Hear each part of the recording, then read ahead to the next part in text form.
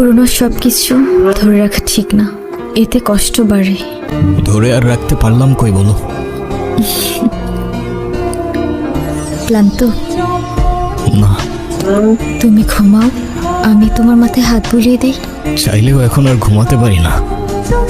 কেন? কিছু প্রশ্ন সারাক্ষণ মাথার মধ্যে ঘুরতে থাকে। যন্ত্রণাগুলো আমি আর নিতে পারছি না জানি।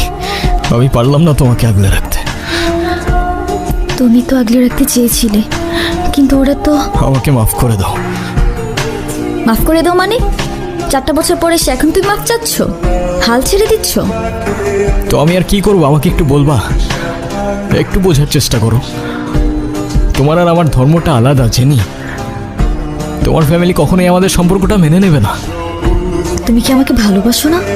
আরে দুনিয়ার সবাই মেনে না নিলে যদি আমার প্রতি তোমার ভালোবাসাটা কমে যায় না, তাহলে থাকো, আমি চললাম।